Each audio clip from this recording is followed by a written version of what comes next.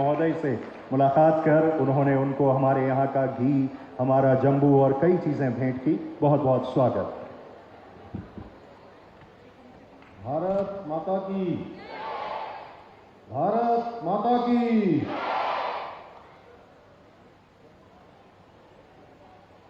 आज हरेला पर्व के अवसर पर जिसमें पूरे प्रदेश के अंदर आज रिकॉर्ड पौधारोपण का कार्यक्रम भी हमारा चल रहा है। लगभग 2,20,000 पौधे अभी तक पूरे प्रदेश के अंदर रोपित हो चुके हैं। आज इस अवसर पर मंच पर आसीन अभी आप लोगों ने जिनको सुना, उत्तराखंड सरकार के वन मंत्री आदमी सुबोध उनियाल जी और यहाँ के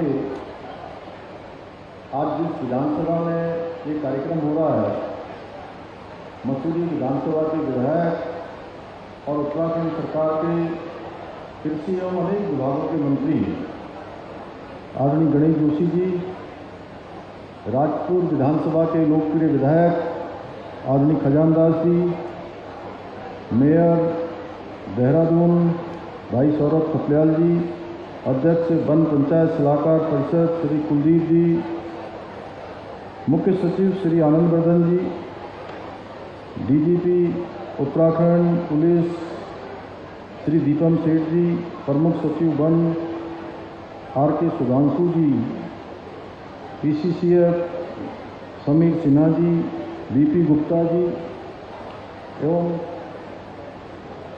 सभी हमारे आए हुए सभी वन विभाग के अधिकारीगण, सभी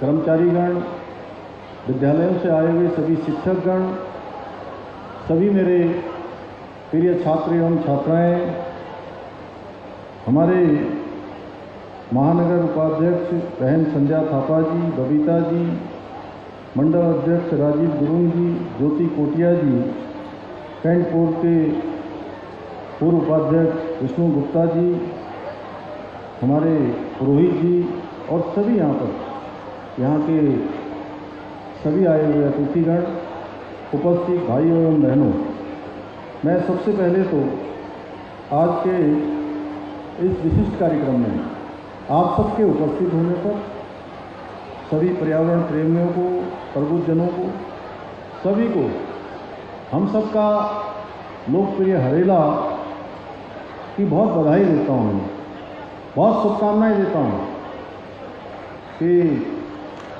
आज का ये दिन आप सब लोगों के लिए शुभ हो और मुझे भी आज के दिन, इस शुभ दिन पर आप सबके साथ आज यहाँ पौधारोपण और इस कार्यक्रम में आप सबके बीच में सम्मिलित होने का अवसर मिला है।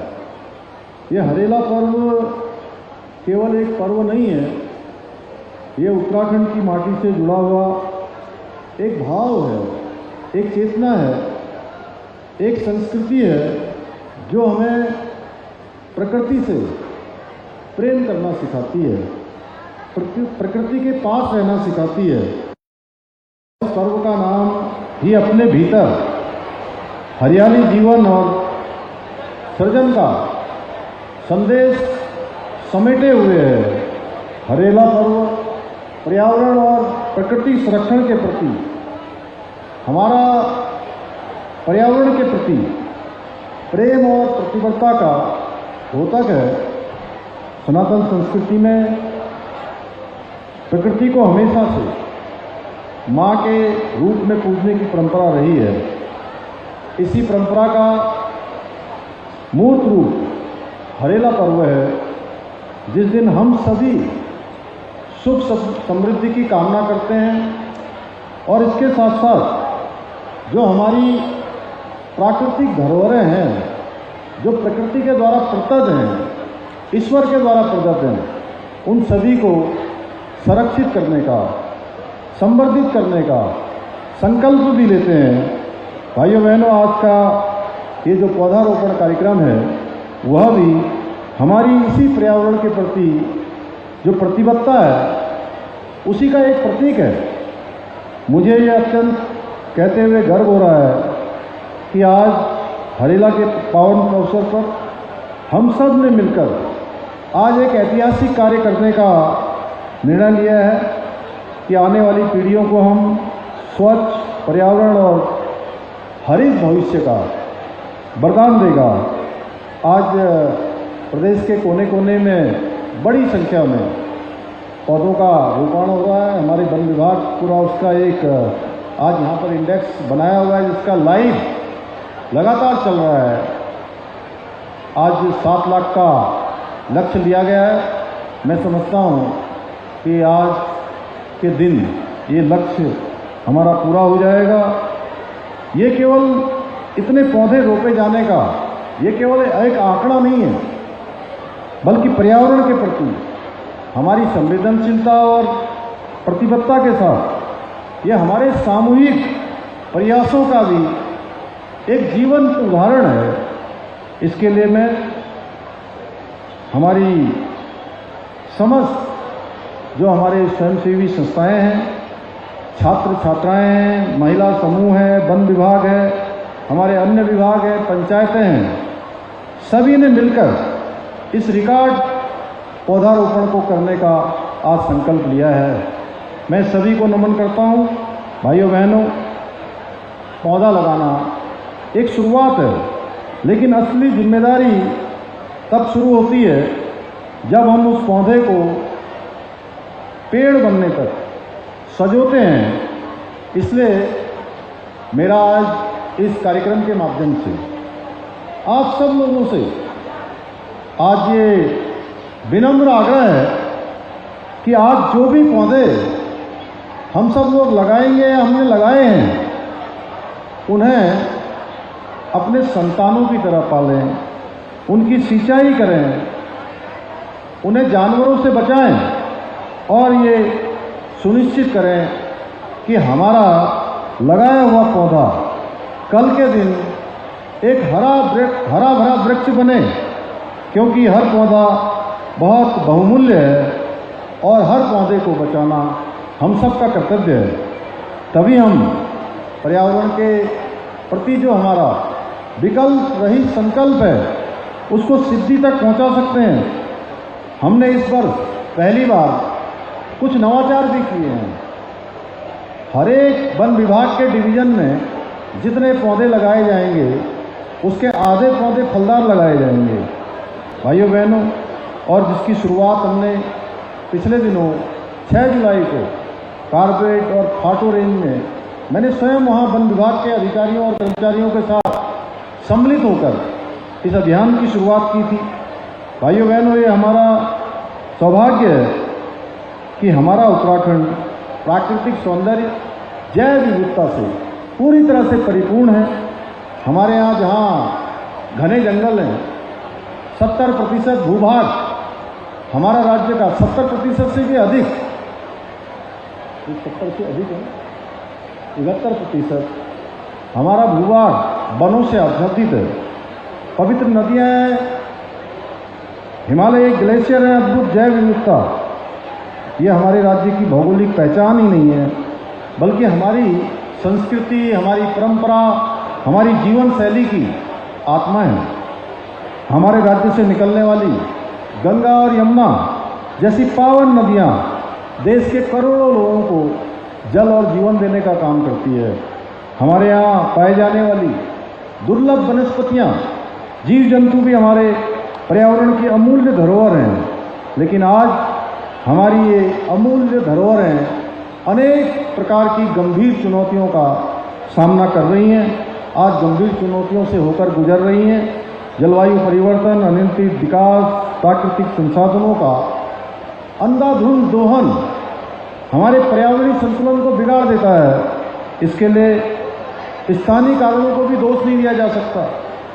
ये संकट आज केवल हमारे सामने ऐसा नहीं है, ये संकट आज एक वैश्विक समस्या बन गया है, जो जीवन शैली और ऊर्जा के अत्यधिक उपभोग का परिणाम है, जिसने ग्लोबल वार्मिंग, जलवायु परिवर्तन जैसी गंभीर समस्याओं को जन्म दिया है।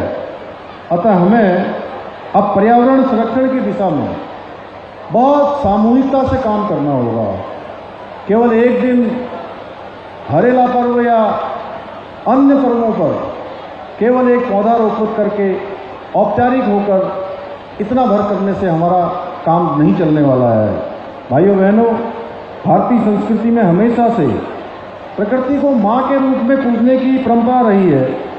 यही कारण है आज आदरणीय प्रधानमंत्री जी ने उनके नेतृत्व में प्रकृति की रक्षा, पर्यावरण संरक्षण की दिशा में अनेक ऐतिहासिक कदम उठाए जा रहे हैं। One earth, one health, one family, इस प्रकार के मंत्र आज भारत की धरती से हमारे प्रधानमंत्री जी ने पूरे विश्व को देने का काम किया है। आदरणीय प्रधानमंत्री जी ने एक और जहां पंचामृत संकल्प, नेट जीरो एमिशन जैसे लक्ष्यों के माध्यम से वैश्विक मंचों पर भारत की जो पर्यावरण के प्रति प्रतिबद्धता है उसको मजबूती से पूरे विश्व के समक्ष रखा है। वहीं life movement, life style for environment जैसे अभियानों को भी उसकी भी शुरुआत की है, जिसके अंतर्गत सभी नागरिकों में उनसे स्वस्थ जीवन शैली अपनाने का आह्वान किया गया है। साथ ही प्रधानमंत्री जी ने इस वर्ष एक पेड़ माँ के नाम के दूसरे चरण की शुरुआत की है, जिसमें पूरे देश के अंदर 108 करोड़ पेड़ लगाए जाएंगे।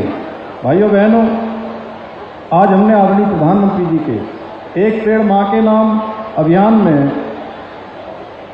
7 लाख पौधे जो हमने लगाने का लक्ष्य लिया है, वो उसमें एक छोटी सी आहुति उसमें हमने भी डाली है। भाइयों बहनों, आदरणीय प्रधानमंत्री जी के नेतृत्व में और उनके मार्गदर्शन में अनेक काम पर्यावरण संरक्षण की दिशा में हम प्रतिबद्ध होकर काम कर रहे हैं। इस क्रम में जहां राज्य में लोक पर्व हरेला को प्रकृति संरक्षण के महापर्व के रूप में बड़े स्तर पर मना रहे हैं, साथ ही हमारी सरकार ने प्रदेश के नौले, धारे एवं वर्षा से आधारित नदियों जैसे परंपरागत जल स्रोतों के लिए स्प्रिंग एंड रिवर रिजुनेशन अथॉरिटी का गठन किया है, सारा का गठन किया है, जिसके माध्यम से हम विभिन्न विभागों के मध्य समन्वय स्थापित करते हुए राज्य के पारंपरिक जल स्रोतों को पुनर्जीवित करने का काम कर रहे हैं।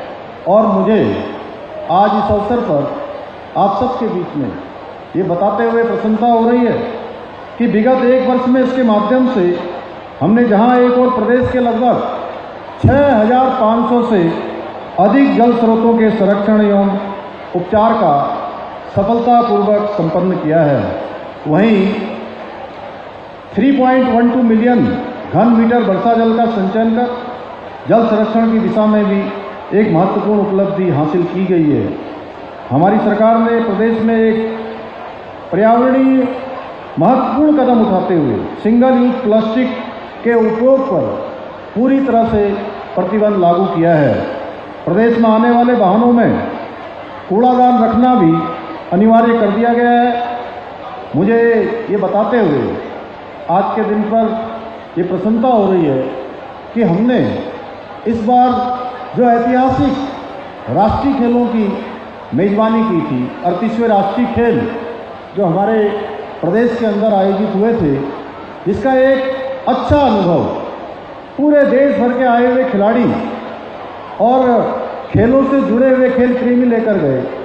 ये खेल हमने ग्रीन गेम्स की थीम पर आयोजित किए थे। इस आयोजन में हमने सभी मेडल, पुरस्कार, ई बेस्ट सामग्री से बनाए गए खेल किट भी रीसाइक्ल्ड सामग्री से तैयार किए गए। भाइयों बहनों, मेरा मानना है हमें उत्तराखंड में इकोलॉजी और इकोनॉमी के बीच संतुलन बनाए रखते हुए कार्य करना होगा, क्योंकि हमारे लिए पर्यावरण और विकास एक दूसरे के पूरक हैं। इसके बिना दूसरा अधूरा है। इन्हीं प्रयासों का आज परिणाम है कि नीति आयोग भारत सरकार की इंडेक्स में सतत विकास के लक्ष्यों को प्राप्त करने में देवभूमि उत्तराखंड को पहला स्थान प्राप्त हुआ है। भाइयों बहनों, हमारा लक्ष्य स्पष्ट है कि हम एक ऐसा उत्तराखंड बनाएं जो विकास और पर्यावरण में संतुलन बना सके, ऐसा उत्तराखंड जहां आधुनिक इंफ्रास्ट्रक्चर हो और जंगल भी हो और जहां रोजगार के अवसर भी हो, हरियाली की छांव भी हो और जहां शहरी विकास भी हो और प्राकृतिक संपदा का संरक्षण भी हो। इसलिए हरित उत्तराखंड, समृद्ध उत्तराखंड हमारा नारा ही नहीं, ये हमारी नीति है, ये हमारा संकल्प है। इसके साथ ही आज के इस पावन अवसर पर मैं आप सभी से आह्वान करना चाहता हूं कि अपने जीवन के विशेष अवसर पर, जैसे जन्मदिन है, विवाह की वर्षगांठ है या अन्य किसी स्मरणीय दिन पर, जो दिन भी आपके जीवन का विशेष दिन हो या आपके आसपास आपके माता पिता, आपके भाई बहन, आपके पारिवारिक सदस्य, मित्र, किसी का भी स्मरणीय दिन हो, उस दिन इस प्रकार की शुरुआत की जा सकती है कि हम एक पौधा लगाएं और उसकी नियमित रूप से देखभाल करें।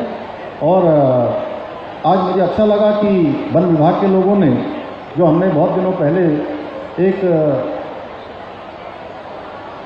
संकल्प के साथ हम आगे बढ़े थे कि बुके नहीं बुक से स्वागत करेंगे, आज उन्होंने उसको आगे बढ़ाया है, इसके लिए मैं उनको बधाई देता हूं। और आज का दिन,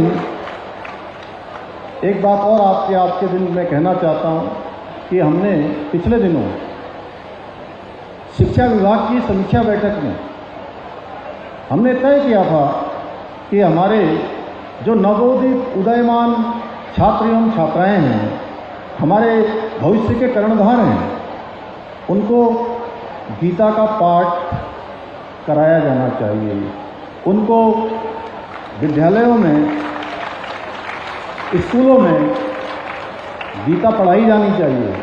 तो भाइयों बहनों, उसकी शुरुआत हमारे यहाँ स्कूलों में हो गई है और हजारों हजार स्कूलों में गीता पढ़ाई जाने लगी है।